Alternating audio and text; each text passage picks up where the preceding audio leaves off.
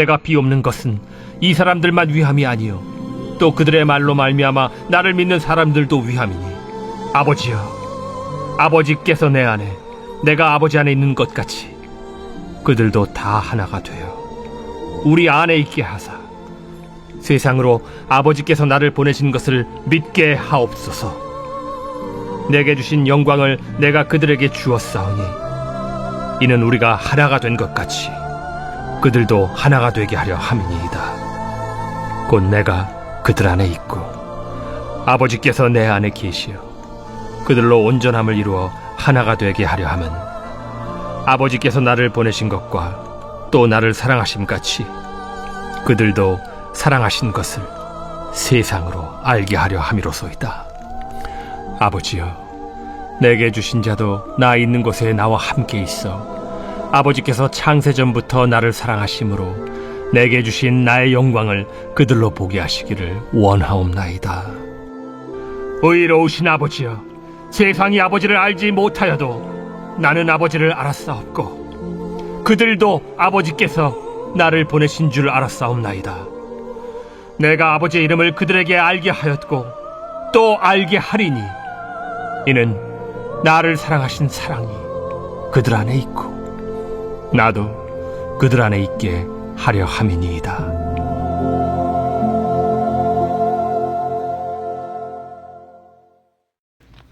존귀하신 하나님 아버지 감사합니다. 오늘 3월 3일 월요일 하나님께서 우리들에게 소중하게 허락하신 복된 하루, 오늘도 믿음의 눈을 뜨고 주님과 함께 이 험한 세상을 믿음으로 살아내는 우리 사랑하는 성도들이 되게 하여 주시옵소서. 이 시간 우리의 복잡한 마음과 감정을 주님 앞에 내려놓고 오늘도 말씀으로 채워주실 주님을 기대하며 믿음으로 한 걸음 나아갑니다. 귀한 성도들의 발걸음을 하나님께서 기억하시고 인도해 주시기를 간절히 원하며 예수 그리스도의 존귀하신 이름으로 축복하며 기도합니다. 아멘. 우리 사랑하는 성도 여러분, 오늘 복된 하루 믿음으로 출발하는 여러분들을 주님의 이름으로 축복합니다. 오늘 3월 3일 우리 월요일 요한복음 17장 우리 20절에서 26절의 말씀을 중심으로 오늘 하나님 말씀 잠시 함께 나누려고 합니다. 자, 우리가 계속해서 요한복음 17장의 말씀을 함께 묵상하고 있는데요. 여러분, 이 요한복음 17장은 굉장히 중요한 내용을 담고 있습니다. 자, 그 이유가 무엇이냐면 바로 요한복음 17장을 신학적으로 대제사장적 기도라고 이렇게 표현하는데요. 자, 대제사장 되시는 우리 예수님께서 이제 십자가를 지시기 바로 직전에 바로 하나님 아버지께 마지막으로 올려드렸던 바로 예수님의 기도의 내용을 담고 있는 것입니다. 자, 그런데 이 17장의 말씀이 끝나고 나면 이제 예수님의 십자가의 죽으심은 굉장히 급속하게 이제 이루어지게 돼 있죠. 그래서 17장이 끝나고 이제 18장으로 넘어가면 바로 예수님의 순환이 본격적으로 시작이 되고, 그리고 나서 몇 시간이 지난 후에 이제 예수님이 십자가에 못 박혀 돌아가시게 되어지는 바로 그 사건이 연이어서 이어지게 되는 겁니다. 자, 그렇기 때문에 이제는 18장이 들어서기 바로 전인 이 요한복음 17장은 제자들을 위한 하나님의 간절한 기도인데요. 이 예수님의 기도를 통해서 우리가 깨달아야 될 것이 무엇인가를 한번 생각해 보기를 원합니다. 자, 특별히 예수님께서 제자들을 이 땅에 이제 남겨놓으시고 성령을 부어주시기 전까지 이 제자들은 이 시간을 스스로 이제는 잘 지켜내야 되는 그런 숙제가 주어지게 된 것이죠. 자, 그렇기 때문에 이 요한복음 17장에 기록되어 있는 예수님의 기도는 제자들에게 어떤 의미를 가지고 오냐면, 이제는 예수님이 모든 것을 다 메이크업 해주고 예수님이 모든 것을 다 책임지시고 예수님께서 모든 것을 다 이끌어 오셨는데 이제 예수님이 계시지 않잖아요. 자, 그러니까 남겨져 있는 제자들이 이 모든 것들을 메꿔야 하는 바로 그러한 상황입니다. 이전까지만 하더라도 예수님이라고 하는 바로 그 메시아의 우산 아래에 그 그늘 속에서 살았던 제자들이었지만, 이제는 그 우산이 온전히 제거가 되어짐으로 말미암아 이제는 오히려 제자들이 일반 성도들의 우산이 되어져야 되는 바로 그런 상황인 거죠. 이제는 제자들이 믿음을 지켜야 되고 이제는 제자들이 스스로 교회를 개척해야 되는 바로 그러한 상황이 제자들에게 주어지게 된다라고 하는 것을 의미하는 것이 바로 요한복음 17장의 내용입니다. 자, 그런데 이 기도의 내용이 사실은 제자들에게 없으면 제자들은 살 수가 없는 것이죠. 예수님께서 하나님 아버지께 올려드렸던 요한복음 17장의 이 기도의 내용은 여러분 우리가 어제 본문 말씀이죠. 9절에 나와 있는 말씀처럼 이 제목은 불신자들을 위한 기도가 아닙니다. 그러니까 예수를 믿지 않는 자들을 위한 기도가 아니라 철저하게 예수 그리스도를 믿고 살아가는 제자들을 중심으로 한 바로 구원받은 택자들을 위한 기도다라는 것이죠. 자, 그 기도의 핵심이 무엇이냐면 하나님께서 택하신 이 믿음의 택자들의 믿음을 하나님 꼭 지켜달라는 것입니다. 대표적인 사람들이 바로 예수님의 제자들이고, 자, 그리고 오늘 본문 20절 말씀에 제자들뿐만 아니라 제자들로 말미암아 믿음을 가지고 나를 믿는 사람들, 그러니까 후대에 저와 여러분까지 포함되어진 모든 구원받은 하나님의 자녀들을 위한 택자들을 위한 기도다라고 볼 수 있는 것입니다.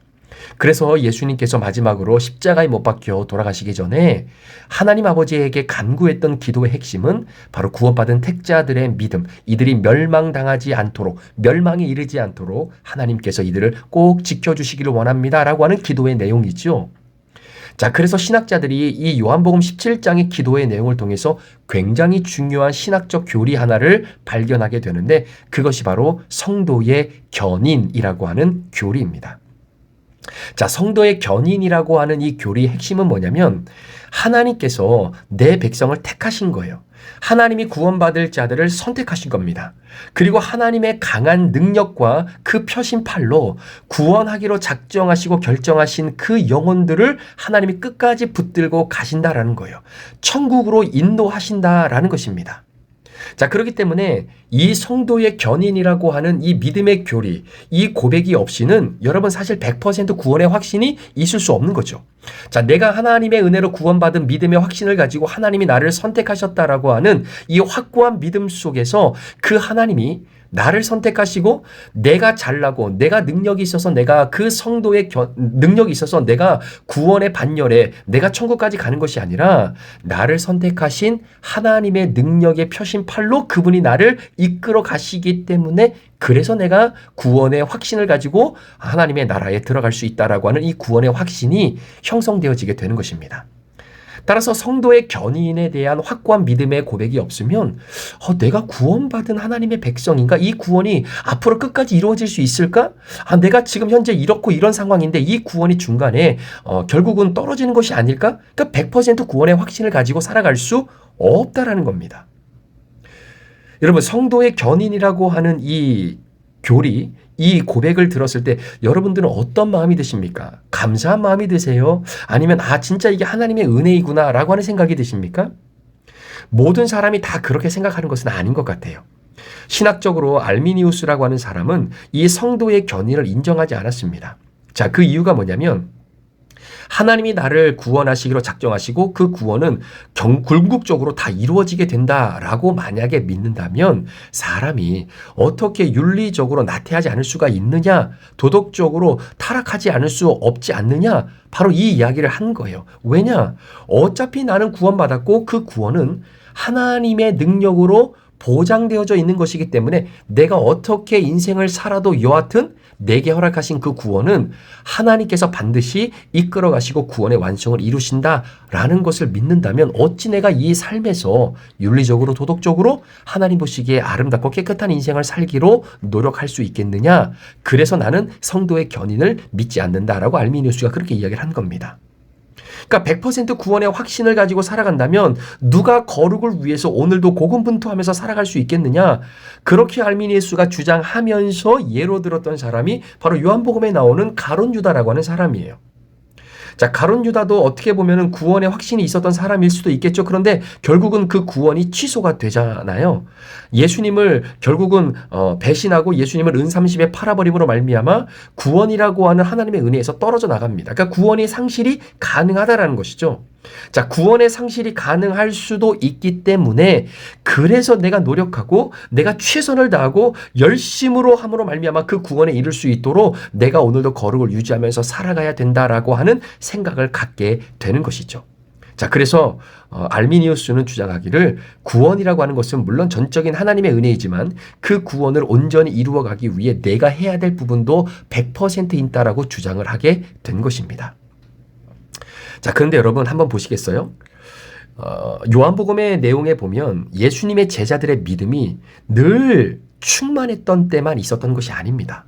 그러니까 예수님은 제자들의 믿음이 굉장히 연약하다는 것을 알고 계셨어요.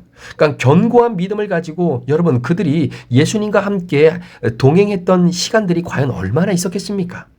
자, 그러니까 예수님이 제자들을 바라보실 때 제자들의 믿음을 주님이 붙잡아 주시지 않으면 제자들은 살아갈 수가 없는 거예요. 그러니까 제자들이 믿음이 있었죠. 믿음이 없었던 건 아닙니다. 그런데 제자들의 믿음을 여러분 불로 표현한다면 그것은 횃불이 아니었어요. 촛불이었습니다. 여러분 촛불은요 파동만 있어도 굉장히 흔들립니다. 그러니까 제자들이 잘 믿는 것 같기도 하고 예수님의 믿음을 전적으로 온전히 소유하면서 살아가는 것처럼 보이기는 했지만 가만히 보니까 그러지 않을 때가 너무나 많았다는 거예요. 여러분 기억하십니까?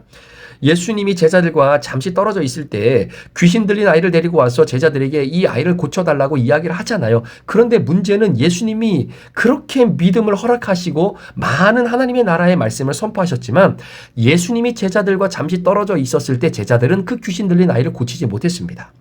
자, 그때 산에서 내려오신 예수님이 제자들을 꾸짖으시죠. 너희들의 믿음을 언제까지 내가 이렇게 서포트를 해야 되느냐. 이 믿음이 적은 자들아, 이 믿음이 없는 자들아. 이렇게 예수님이 질책하신 내용을 보게 되는 거예요. 그게 제자들의 믿음이었습니다. 심지어 예수님과 함께 배를 타고 가다가 그 폭풍을 만났던 그 현장에 같은 배에 예수님이 타고 있었잖아요. 그렇게 예수님이 곁에 계심에도 불구하고 그 폭풍 속에서 완전히 믿음이 없음이 100% 드러나게 되는 그 제자들의 모습을 우리는 기억하는 겁니다. 여러분 정말로 제가 말씀을 드리지만 여러분 성품으로 믿음이 좋아지는 게 아니에요. 여러분들의 신앙 가운데에 내가 성품으로 예수님을 섬기고 있는 건지 믿음으로 예수님을 섬기고 있는지 내 안에 좋은 성품이 믿음인 것처럼 자리 잡고 있는지 아니면 예수님이 저와 여러분들에게 허락하신 그 믿음의 본질이 그대로 존재하고 있는지를 잘 분별할 수 있어야 되는 것입니다. 자, 여러분, 이렇게 예수님께서 세상 한가운데에 제자들을 놓고 떠나는 거예요. 그런데 그 세상이 어떤 세상이냐? 바로 이 믿음이 연약한 제자들이 살아가는 이 세상이 바로 이러한 세상이다라는 겁니다. 여러분, 세상은요, 원리 자체와 구조 자체가 악한 거예요. 우리가 살아가다 보면 세상의 구조 악으로 인해서 생겨나는 그런 죄들이 너무나 많습니다. 그런데 여러분 그 구조 악을 가지고 있는 세상이 정권이 바뀐다고 뭐 바뀌어지는 게 있습니까? 아니면 뭐 어떤 성품이 좋은 사람이 대통령이 되고 뭐 장관이 되고 어떤 좋은 정책을 가지고 나오면 여러분 세상에 속해 있는 구조적인 악들이 완전히 다 해결이 되냐라는 이야기예요. 여러분 정권이 바뀌고 사람이 바뀌어도 그 세상의 구조악은 여전히 구조악으로 남아 있는 겁니다. 그 구조악이 팽배하게 펼쳐져 있는 세상 한복판에 오늘 예수님이 제자들을 남겨놓고 떠나는 거예요. 아니 제자들뿐만 아니라 저와 여러분이 그 구조된 악 속에 오늘도 살아가고 있다라는 겁니다. 자, 그러니까 사람이 존재하는 한 여러분 욕심은 사라지지 않아요. 사람이 존재하는 한 욕심은 사라지지 않습니다. 욕심이 사라지지 않는 한 그 욕심을 가지고 살아가는 사람이 만든 사회의 구조는 악할 수밖에 없어요. 악할 수밖에 없는 겁니다. 그 악한 세상 한복판에 오늘 저와 여러분들이 예수님의 제자로 살아가고 있는데 그렇게 살아가고 있는 제자들인 우리를 향해 예수님이 요한복음 17장에 기도해 주시는 거예요. 하나님 아버지, 오늘도 구원받고 믿음으로 살아가는 바로 이 택자들, 이 세상 한복판에 오늘도 구조 악 속에 눌려 살아갈 수밖에 없는 이 영혼들을 하나님 지켜주십시오. 믿음을 잃어버리지 않게 도와주십시오. 하나님께서 허락하신 이 구원의 은혜가 마지막까지 잘 이루어질 수 있는 그 성도의 견인을 온전히 믿고 내 힘과 능력으로 이 죄악을 이겨낼 수 없기에 오늘도 우리를 구원하신 능력의 하나님께서 우리를 끝까지 구원에 완성되어지는 그 시점까지 우리를 이끌어 가 주시고 그 하나님에게 붙들림 받아 살아가는 모든 택자들이 예수 그리스도 안에서 하나가 되게 하여 주시기를 원합니다. 이렇게 기도하고 있는 거예요. 자, 그래서 역사를 보면요. 이 사회 구조적 악에서 우리가 어떻게든 벗어나려고 인간이 굉장히 많이 노력을 하죠. 자, 그 대표적인 신앙적인 노력의 이 결론이 뭐냐면 그게 바로 중세의 수도원입니다. 그러니까 그때 당시에 사람들은 중세의 수도원에, 그러니까 중세 시대 수도원을 지은 거예요. 그러니까 세상과 동떨어져서 저 사막에, 저 산속에 수도원을 만들어 놓고 세상의 구조 악과는 상관없이 우리가 정말로 말씀 보고 청빈한 삶을 살면서 하나님께 집중하고 그 구원을 끝까지 이루어가자라고 하는 의미에서 여러분 이 수도원들이 형성되어지기 시작하는 겁니다. 자, 그런데 어때요? 여러분 수도원도 사람이 만든 거잖아요. 아까도 말씀드렸잖아요. 사람이 존재하는 곳에는 욕심이 생기고 욕심이 있는 그곳에는 반드시 사회 구조적인 악이 있다라는 이야기예요. 자, 그렇게 그 구조 악에서 벗어나고자 수도원을 지었는데 웬일입니까? 그 수도원 안에서도요, 여러분 살인사건이 일어나고 음란이 일어나고 도적질이 일어나게 되는 거예요. 여러분 사람이 있는 곳에는 죄가 있는 겁니다. 그리고 그 죄가 결국은 사람을 삼키게 되는 겁니다.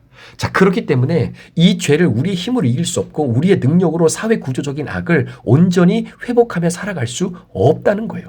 이런 세상 한가운데에 바로 저와 여러분들이 오늘도 살아가고 있다는 겁니다. 그렇기 때문에 여러분 누구든지 하나님의 도움이 없이는 이 세상의 구조의 악이 판치고 있는 이 세상 한복판에서 어느 누구도 믿음을 지키며 살아가는 것이 힘들다라는 거예요.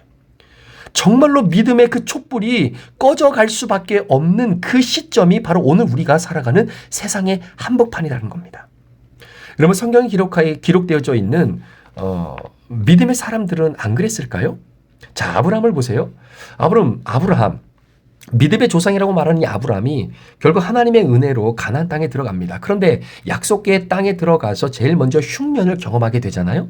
자, 그때 아브라함이 이 흉년을 가나안 땅에서 견뎌내느냐? 아닙니다. 그 흉년을 피해서 애굽으로 떠나요. 그런데 애굽을 떠나서 애굽에서 살면서 비록 어떤 경제적인 어려움은 해결할 수 있었을지는 몰라도 여러분 애굽 안에는 믿음이 없었다라는 이야기입니다. 믿음이 없어요. 그래서 애굽에서 믿음을 지키는 것이 여러분 마치 그 불어오는 바람 앞에 내 촛불을 어떻게 보면은 지켜내는 것과 똑같은 상황이었다는 겁니다. 결국 애굽에서 믿음을 지켜내지 못하고 아내를 버리는 그러한 파렴치한 모습을 보여주게 되잖아요. 그러니까 바람 앞에 분명히 내 믿음의 촛불이 꺼져버린 겁니다. 그럴 수밖에 없다는 거예요. 그게 믿음의 조상이라고 말하는 아브라함의 모습인 겁니다. 여러분 아브라함도 그렇게 세상 한복판에서 믿음을 잃어버리며 살아갈 수밖에 없는 그러한 인생인데 하물며 우리야 어떻겠습니까? 여러분 욥을 한번 보시겠습니까? 하나님께서 대놓고 사탄에게 욥의 믿음을 칭찬하십니다. 자랑하세요. 자, 그때에 욥이 뭐라고 얘기하냐면 하나님, 욥이 그렇게 믿음을 지킬 수 있는 것은 하나님께서 그를 보호하시고 그 믿음이 형성되어질 수 있는 환경을 하나님이 만들어 주시니까 욥이 그렇게 믿음을 지키는 겁니다. 한번 시험해 보십시오. 그 환경 다 한번 거두어 가 보십시오. 그래서 진짜로 하나님이 그 모든 환경을 다 거두어 가 봅니다. 자, 그랬더니 욥이 어떻게 고백합니까? 하나님을 원망하고 내가 태어난 것을 정말로 불평하고 원망하면서 이렇게까지 고백합니다. 차라리 내가 태어나지 않았으면 좋았다. 오히려 엄마 뱃속에서 태어나지 못하고 엄마 뱃속에서 결국 죽음을 맞이했던 그 태아들이 너무나 부럽다. 이렇게까지 이야기할 정도니 여러분 환경과 여건이 주어지니까 그 안에서 믿음을 지키고 그 믿음을 유지할 수 있었던 것이지 그거 싹 거두어 가니까 여러분 욥도 하나님 앞에 그렇게 불평하고 원망합니다. 그러니 우리야 두말하면 잔소리겠습니까? 자, 여러분 엘리야를 한번 보십시오. 여러분 구약에 진짜 내노라 할 기라성과 같은 바로 그러한 선지자가 엘리야 아닙니까? 기도해서 여러분 하늘에서 불을 내리게 하고 비를 내리게 했던 바로 그러한 능력의 선지자가 엘리야예요. 자, 그런데 문제는 그런 엘리야도 그 모든 것이 거두어지고 이제는 이세벨이 자신을 죽이기 위해서 군대를 이끌고 온다라고 하는 소식을 들으니까 그 순간 영적인 거라성, 이 영적 거라성을 가지고 있었던 바로 이 엘리야가 한순간에 무너지면서 우울증에 빠지게 됩니다. 그러면서 하나님 앞에 나를 죽여달라고 죽기를 소망하는 엘리야의 모습을 보게 되는 거예요. 여러분 성경에 나와 있는 믿음의 선진들도요, 촛불이 꺼지지 않는 방법은 다른 무엇이 아니라 내 좋은 성품으로, 내 믿음으로, 내 촛불의 믿음을 지켜갈 수가 없는 겁니다. 자, 그렇기 때문에 이 한복판에서, 세상 한복판에서 내 믿음의 촛불이 꺼지지 않기 위해서는 누군가는 그 촛불을 보호해주는 손길이 있어야 되는 거예요. 하나님의 보호하심이 있어야 되는 겁니다. 믿음으로 세우심을 받는 그 은혜가 우리 가운데 있어야 되는 겁니다. 여러분, 사람이요 넘어지는 건 한순간입니다.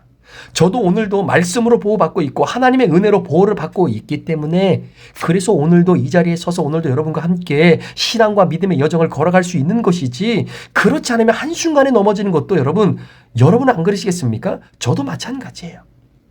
자, 그런데 여러분, 하나님이 보호하시고 지켜주셔야만이 이 세상 한복판에서 믿음을 지키며 살아갈 수 있는 바로 그 은혜를 누리게 되는데, 그 대표적인 선지자가 바로 구약에 등장하는 예레미야 선지자입니다.